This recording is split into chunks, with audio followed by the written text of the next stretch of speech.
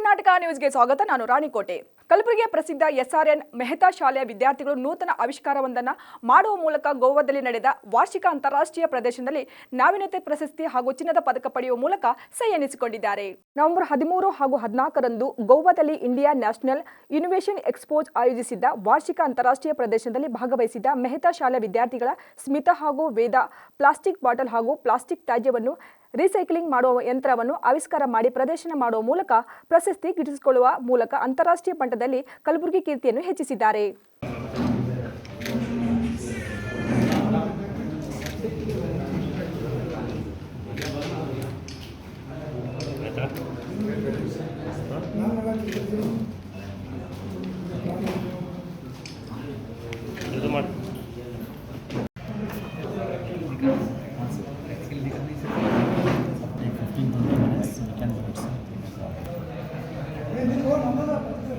ಪ್ರದರ್ಶನದಲ್ಲಿ ರಾಜ್ಯ ಮಟ್ಟದಲ್ಲಿ ಬಹು ಸ್ಕ್ರೀನಿಂಗ್ ಮತ್ತು ಆಯ್ಕೆ ಪ್ರಕ್ರಿಯೆ ನಂತರ ದೇಶದಾದ್ಯಂತ ಆಯ್ಕೆಯಾದ ಸುಮಾರು 60ಕ್ಕೂ ಹೆಚ್ಚು ಕಾರ್ಯಯೋಜನೆಗಳು ಪ್ರದರ್ಶನ ಮಾಡಲಾಯಿತು.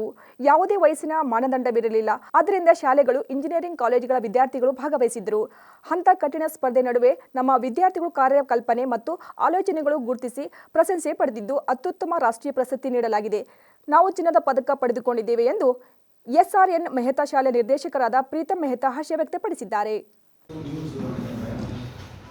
ಈ ಆಲ್ ಓವರ್ ಇಂಡಿಯಾದಲ್ಲಿ ಒಂದು ಸಂಸ್ಥೆ ಇದೆ, it is called INX, India international innovation centre ಅಂತ.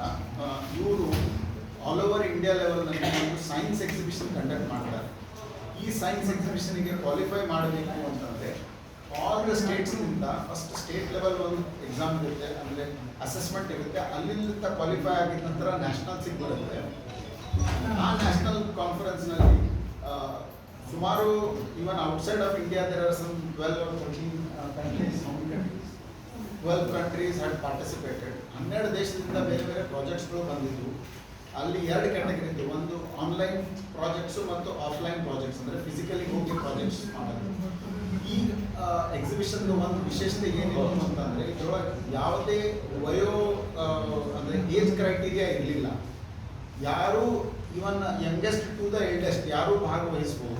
ಸೊ ಅಲ್ಲಿ ನಾವು ಏನು ನೋಡಿವಿ ಅಂತಂದರೆ ಸ್ಕೂಲ್ಗಳಿಂದಲೂ ಎಕ್ಸಿಬಿಟ್ಸ್ ಬಂದಿದ್ದು, ಇಂಜಿನಿಯರಿಂಗ್ ಕಾಲೇಜಸ್ಗೂ ಎಕ್ಸಿಬಿಟ್ಸ್ ಬಂದಿದ್ದು, ಮತ್ತು ಹಾಗೆ ಕೆಲವೊಂದು ಸ್ಟಾರ್ಟಪ್ ಕಂಪ್ನೀಸ್ಗಳನ್ನು ಬಂದು ತಮ್ಮ ಪ್ರಾಡಕ್ಟ್ಸನ್ನು ಡಿಸ್ಪ್ಲೇ ಮಾಡಿದ್ರು.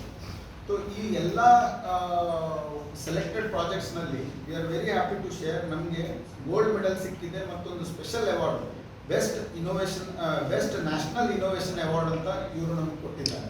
So this project is done by 2 children, Smita Alegaon and Veda Masali, under the leadership of Sumayya Khan madam and with the guidance of our leadership team, Preeti madam, Chakor sir, Pritam sir. So ಈ ಪ್ರಾಜೆಕ್ಟ್ ಏನಿತ್ತು ಅಂತಂದರೆ this was a very new project.